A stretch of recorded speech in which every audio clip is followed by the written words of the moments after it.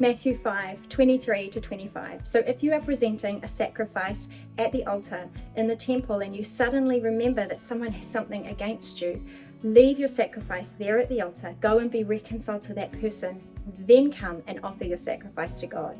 When you're on your way to court with your adversary, settle your differences quickly. Otherwise, your accuser may hand you over to the judge, who will hand you over to the officer, and you will be thrown into prison. As with the last 2 days, we find this verse within a famous sermon called the Sermon on the Mount, in which Jesus is speaking to a habit that he had seen developing in some of the religious leaders and people at the time. He had noticed that they had begun promoting religious tradition and activity over the ways and heart of God. In many ways, he is trying to convince hearers to focus more on the heart of the law than the letter of the law. For example, to the religious leaders, murder was wrong, but they were still okay with hate. You see, God's standards always move us beyond our actions to our heart. It's not enough just to not murder someone.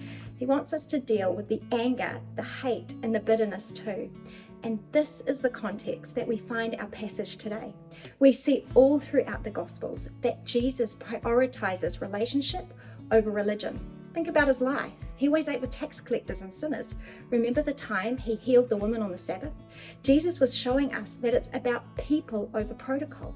And in this particular example Jesus uses in verse 23-25, we learn that it's not enough just to do all the things if our heart isn't right with both God and people. We could say it this way too. We can't be at odds with our brother and yet at peace with God. I've heard someone else say, you will always see God blurry until you learn to say, I'm sorry. Now, I don't think that Jesus is saying to us, don't turn up to church, don't give, don't pray, don't worship if yourself or someone else is carrying something against one another. I think he is simply asking us to see things differently. I think he's asking us to prioritize people over religious protocols, over our do-good lists. What if, as a church, we were able to show our community that we genuinely love God and people, that our priority is not to make them fit in a mold or tick our religious boxes, but to love them without judgment, and in doing so reflect the heart of God for them.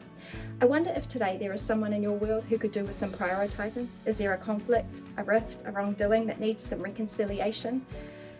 Maybe there's a difference that needs setting aside today. Can I challenge you to make that your priority today?